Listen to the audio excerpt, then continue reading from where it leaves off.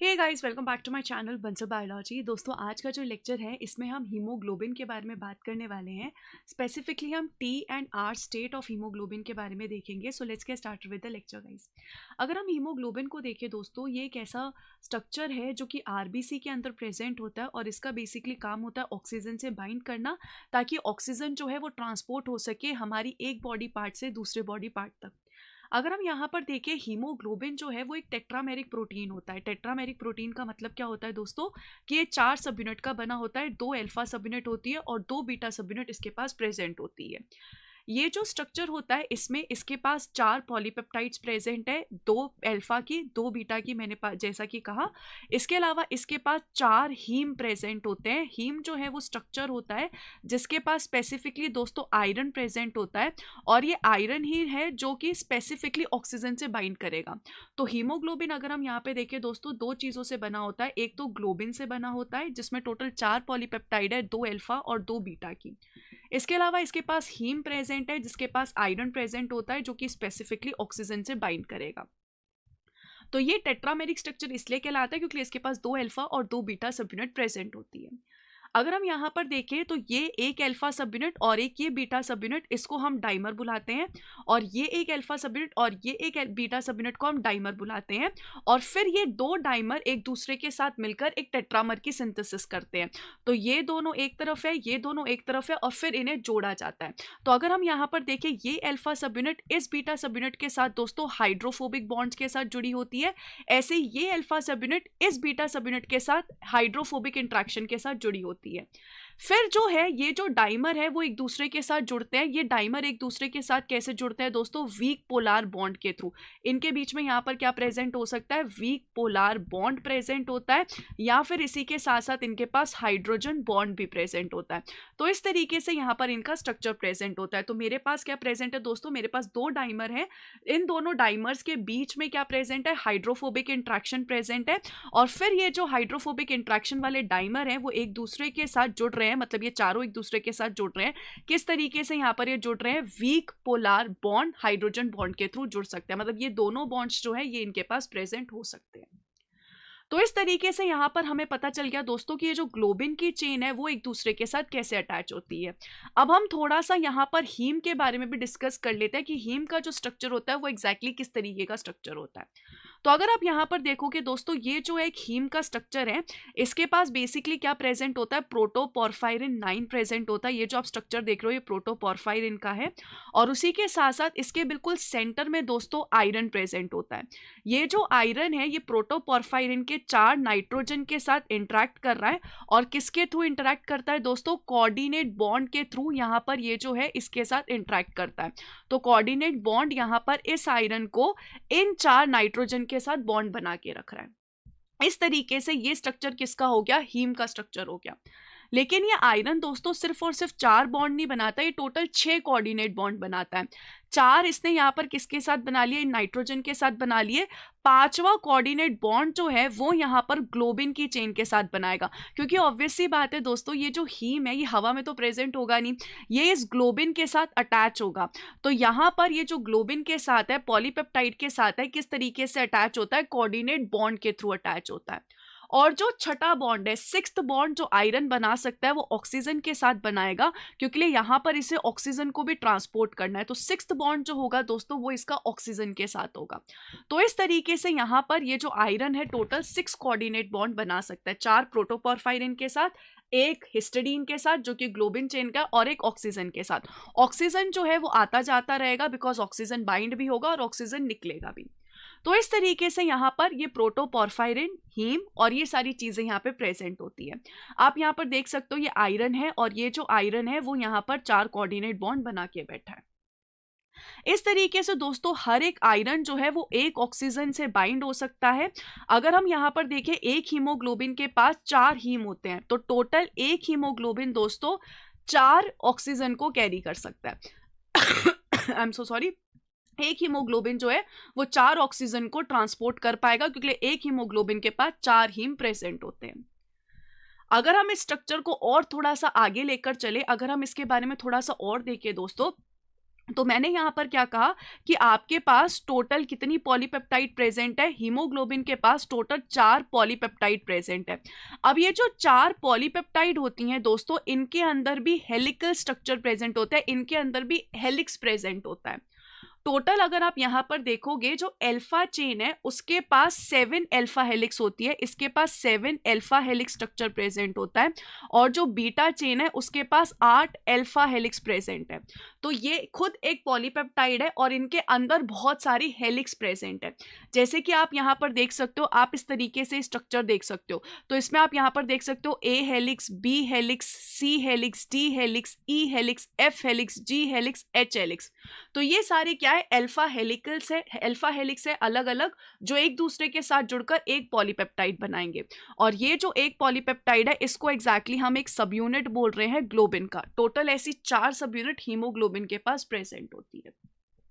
तो इस तरीके से आप देख सकते हो, ये बीटा है, बीटा के पास भी अलग अलग हेलिक्स प्रेजेंट है, और ये अल्फा है, अल्फा के पास भी अलग अलग हेलिक्स प्रेजेंट है। अब अगर आप यहाँ पर ध्यान से समझने की कोशिश करोगे दोस्तों, तो मैंने आपको कहा था ये जो आयरन है वो किससे जुड़ा हुआ है, आयरन जो है वो यहाँ पर प्रोटोपोर्फायरिन के साथ जुड़ा हुआ है। उसी के साथ साथ आयरन जो है वो हिस्टिडीन अमाइनो एसिड के साथ जुड़ा होता है। अब ये कौन से हिस्टिडीन अमाइनो एसिड के साथ जुड़ा होता है, जो एफ हेलिक्स होती है, स्पेसिफिकली एफ हेलिक्स के हिस्टिडीन अमाइनो एसिड के साथ ये स्पेसिफिक आयरन जुड़ा होता है। इस हिस्टिडीन को हम प्रोक्सिमल हिस्टिडीन कहते हैं। तो यहाँ पर ये जो आयरन है वो प्रोक्सिमल हिस्टिडीन के साथ जुड़ा हुआ है, एफ हेलिक्स के प्रोक्सिमल हिस्टिडीन के साथ। इसी के साथ साथ यहाँ पर डिस्टल हिस्टिडीन भी प्रेजेंट होता है, जो कि ई हेलिक्स का है, लेकिन ये सिर्फ और सिर्फ रिस्पॉन्सिबल होता है स्टेबलाइज करने के लिए ऑक्सीजन की बाइंडिंग को विद आयरन। तो इसका सिर्फ और सिर्फ काम यहाँ पर होता है कि जो ऑक्सीजन बाइंड कर रहा है उसको स्टेबलाइज करे। मेन जो यहाँ पर आयरन है वो बाइंड किससे होता है, हिस्टिडीन से बाइंड होता है, जो कि स्पेसिफिकली एफ हेलिक्स का होता है। आप यहाँ पर इस चीज को देख भी सकते हो, proximal histidine is located on the F helix, distal histidine is present on E helix. जो प्रोक्सिमल हिस्टिडीन है उसका काम होता है आयरन के साथ कोवलेंटली बाउंड होना, और यहाँ पर जो डिस्टल हिस्टिडीन है उसका काम होता है कि वो आयरन से बाइंड नहीं होता, ये सिर्फ और सिर्फ स्टेबलाइज करता है ऑक्सीजन की बाइंडिंग को। इसका सिर्फ और सिर्फ काम होता है यहाँ पर ऑक्सीजन की बाइंडिंग को स्टेबलाइज करना। तो इस तरीके से यहाँ पर ये जो है कोऑर्डिनेट बॉन्ड बनाएगा, इसका काम होगा दोस्तों कोऑर्डिनेट बॉन्ड की सिंथेसिस करना। अब इस तरीके से हमें यहाँ पर पता चल गया कि किस तरीके से दोस्तों बाइंडिंग हो रही है, ये चीज़ हमें अच्छे से समझ में आ गया। आप इस चीज़ को फिर से यहाँ पर देख भी सकते हो कि ये आयरन है, और इस आयरन ने प्रोक्सिमल हिस्टिडीन के साथ बॉन्ड बना रखा है, ये जो है एफ हेलिक्स का है, और यहाँ पर ये ऑपोजिट में ऑक्सीजन के साथ बाइंड होगा। अब इसमें दोस्तों हम हमारे मेन टॉपिक पे चलते हैं कि स्पेसिफिकली आर हेलिक्स और जो आर स्टेट और टी स्टेट जो है वो क्या कहलाते हैं। मैंने आपको बोला था कि एक आर स्टेट होता है और एक टी स्टेट होता है, इसका क्या मतलब है आओ समझते हैं। देखो, अगर हम यहाँ पर देखें, जो हीमोग्लोबिन है दोस्तों वो दो फॉर्म में रहता है। एक होता है टी फॉर्म जिसे हम टेंस फॉर्म कहते हैं, और एक होता है आर फॉर्म जिसे हम रिलैक्स्ड फॉर्म कहते हैं। टी फॉर्म दोस्तों तब आता है जब हीमोग्लोबिन डीऑक्सी फॉर्म में है, डीऑक्सी फॉर्म यानी कि उसके साथ ऑक्सीजन बाउंड नहीं है। और आर फॉर्म तब आता है जब हीमोग्लोबिन ऑक्सी फॉर्म में है, यानी कि उसके साथ ऑक्सीजन बाउंड है। अब दोस्तों मैंने आपको यहाँ पर कहा था कि इस तरफ एक डाइमर आपके पास प्रेजेंट है और इस तरफ एक डाइमर आपके पास प्रेजेंट है, और ये दोनों डाइमर एक दूसरे के साथ आयोनिक बॉन्ड और हाइड्रोजन बॉन्ड के साथ जुड़े हुए हैं।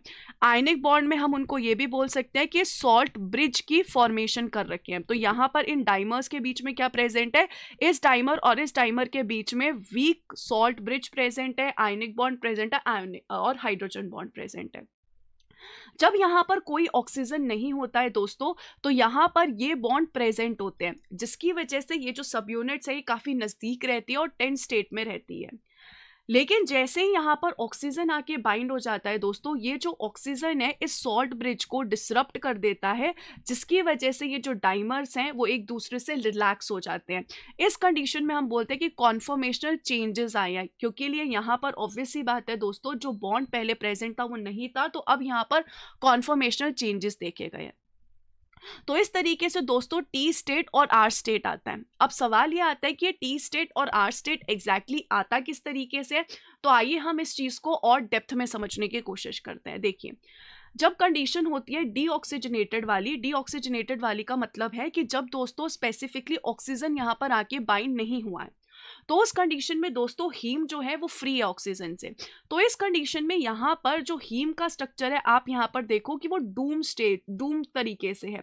हीम जो है थोड़ा सा डूम होके रखा है और यहाँ पर ये नॉन प्लेनर होके रखा है। आप इसको ध्यान से देखेंगे तो ये डूम शेप है। इस कंडीशन में दोस्तों जो आयरन है वो आउट ऑफ द प्लेन है ऑफ हीम। हीम आप यहाँ पर देख सकते हो इस तरीके से, और यहाँ पर ये जो आयरन है वो इस तरफ प्रेजेंट है। तो आयरन जो है वो क्या है, आउट ऑफ द प्लेन है हीम से। लेकिन जब दोस्तों ऑक्सीजन जो है वो बाइंड हो जाता है आयरन से, तो हीम जो है वो अडॉप्ट कर लेता है एक प्लेनर स्ट्रक्चर को। आप यहाँ पर देख सकते हो हीम के पास क्या आ चुका है, एक प्लेनर स्ट्रक्चर आ चुका है। और आयरन जो है इस कंडीशन में मूव कर जाता है दोस्तों इनटू द प्लेन। इसमें क्या था, आउट ऑफ द प्लेन था, इसमें क्या हुआ, इनटू द प्लेन वो मूव कर गया। जब वो इनटू द प्लेन मूव कर रहा है दोस्तों, तो इस कंडीशन में वो पुल कर रहा है प्रॉक्सिमल हिस्टिडीन को भी। इस कंडीशन में आप यहां पर देखोगे तो इसने दोस्तों यहां पर क्या कर लिया है, पुल कर लिया है प्रॉक्सिमल हिस्टिडीन को। आप इस टी स्टेट को देखो और आप इस आर स्टेट को देखो। टी स्टेट में इस हिस्टिडीन को चेक करो और आर स्टेट में इस हिस्टिडीन को चेक करो।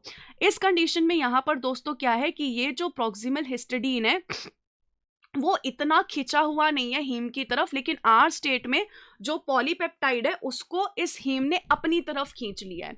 अपनी तरफ खींचने की वजह से दोस्तों यहाँ पर ये जो डाइमर्स है इनके बीच का ये जो ब्रिज है वो यहाँ पर ब्रेक हो जाएगा। इनके बीच का जो बॉन्ड है वो यहाँ पर ब्रेक हो जाएगा। आप यहाँ पर इस चीज को इधर भी चेक कर सकते हो दोस्तों, ये रहा आयरन और ये रहा आयरन जब वो ऑक्सीजन से बाइंड कर रहा है, तो यहां पर iron movement pulls the bound histidine upward completely, shifting and alpha helix. तो इस शिफ्टिंग की वजह से जो यहाँ पर इंट्रैक्शन है सब यूनिट्स के बीच में वो यहाँ पर ब्रेक हो जाएगी। तो इस तरीके से टी स्टेट और आर स्टेट दोस्तों एग्जिस्ट करती है। आई एम सो सॉरी, आप यहाँ पर भी इस टेंस फॉर्म के बारे में देख सकते हो। तो जो टेंस फॉर्म है और रिलैक्स्ड फॉर्म है दोस्तों वो किस वजह से आती है, टेंस्ड फॉर्म और रिलैक्स्ड फॉर्म बेसिकली डीऑक्सी और ऑक्सी की वजह से आती है। हमेशा याद रखना दोस्तों कि जो ऑक्सीजन है वो यहाँ पर कॉर्पोरेटिव वे में बाइंड करते हैं। कहने का मतलब यहाँ पर क्या है कि अगर एक ऑक्सीजन आके बाइंड कर गया तो वो दूसरे ऑक्सीजन की बाइंडिंग के लिए पॉजिटिव मैसेज देगा। जब दूसरा ऑक्सीजन आके बाइंड हो गया तो वो तीसरे ऑक्सीजन की बाइंडिंग के लिए पॉजिटिव मैसेज देगा, और जब तीसरा ऑक्सीजन आ गया तो फोर्थ ऑक्सीजन की बाइंडिंग के लिए और पॉजिटिव मैसेज देगा। तो डीऑक्सी हीमोग्लोबिन सबसे कम एफिनिटी रखते हैं ऑक्सीजन के लिए, और ऑक्सीजनेटेड हीमोग्लोबिन सबसे ज्यादा एफिनिटी रखते हैं ऑक्सीजन के लिए। तो इस तरीके से आप यहाँ पर देख सकते हो deoxy haemoglobin alpha beta dimers linked by ionic and hydrogen bonds, restricting movement, low oxygen binding. Oxygen binding break some polar bonds, iron pulled into his heme plane, shifts alpha beta interface, high oxygen affinity इस condition में आ जाती है। तो इस तरीके से दोस्तों T form और आर फॉर्म जो है वो एग्जिस्ट करते हैं हीमोग्लोबिन के स्ट्रक्चर में। अगर आप यहाँ पर देखोगे दोस्तों इस टॉपिक से काफ़ी सारे क्वेश्चंस आते हैं, जैसे कि इनमें से एक क्वेश्चन मैं आपको करवाती हूँ, दिसंबर 2018 में पूछा गया था। कह रहे हैं कि the oxygen haemoglobin dissociation curve illustrates relationship between partial pressure of oxygen and the number of oxygen bound to hemoglobin. The S-shaped curve of the has been explained in the proposed diagram. कह रहे हैं कि अगर आप normally oxygen और haemoglobin का curve देखोगे तो वो एस शेप का आता है। तो वो यहाँ पर क्यों आता है, अब आपको यहाँ पर दोस्तों इनकरेक्ट स्टेटमेंट बतानी है। ऑप्शंस देखते हैं। तो quaternary structure of haemoglobin determines its affinity to oxygen. In deoxy haemoglobin the globin units are tightly bound in the T configuration.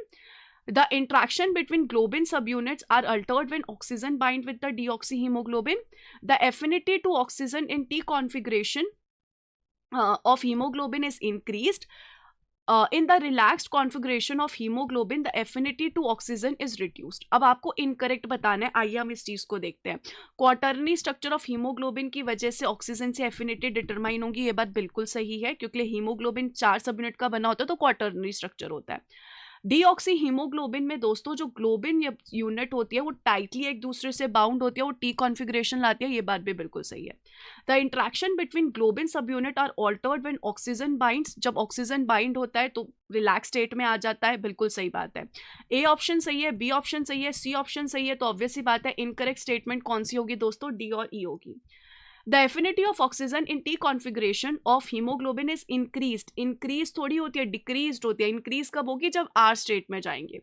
In relaxed configuration of haemoglobin the affinity of oxygen is reduced, reduce थोड़ी होगी, उल्टा increase होगी। तो यहाँ पर D और E option गलत हो गया दोस्तों, तो इसलिए यहाँ पर डी ऑप्शन जो है वो बिल्कुल करेक्ट हो जाएगा, क्योंकि डी और ई स्टेटमेंट गलत है। सो दोस्तों ये हमारे आज के क्वेश्चंस थे और ये हमारा आज का पूरा टॉपिक था। इनमें से बहुत सारे क्वेश्चंस आते हैं दोस्तों, मैंने आज आपको एक क्वेश्चन सॉल्व करवाया। दोस्तों अगर आपको मेरे साथ बंसल बायोलॉजी पे इन डिटेल डेप्थ में पढ़ना है दिसंबर के लिए, तो आप live and recorded batch join कर सकते हो। और अगर आपको दोस्तों जून 2026 के लिए प्रिपेयर करना है ना, तो mRNA बैच ज्वाइन कर लो और बहुत अच्छे से मेरे साथ आप प्रिपेयर कर सकते हो। और दोस्तों अगर आपको मेरे साथ PYQ बैच में जुड़ना है जिसमें आप टॉपिक वाइज क्वेश्चन सॉल्व कर सको, या फिर आपको है कि मैम मैं रिकॉर्डेड बैच से पढ़ना चाहती हूँ दिसंबर के अटेम्प्ट के लिए, जून के अटेम्प्ट के लिए मेरे पास टाइम कम है, मुझे फटाफट यूनिट्स कंप्लीट करनी है, तो आप रिकॉर्डेड बैच के साथ जा सकते हो। या फिर अगर आपको टेस्ट सीरीज के साथ जुड़ना है, बहुत सारे नए क्वेश्चन सॉल्व करने हैं, तो आप इसके साथ भी जुड़ सकते हो। आई होप गाइज ये सेशन आप लोगों के लिए बहुत हेल्पफुल था। अगर आप मेरे साथ किसी भी एग्जाम की प्रिपरेशन करना चाहते हो तो आप बंसल बायोलॉजी ऐप डाउनलोड कर सकते हो। Thank you so much guys, take care of yourself, bye bye.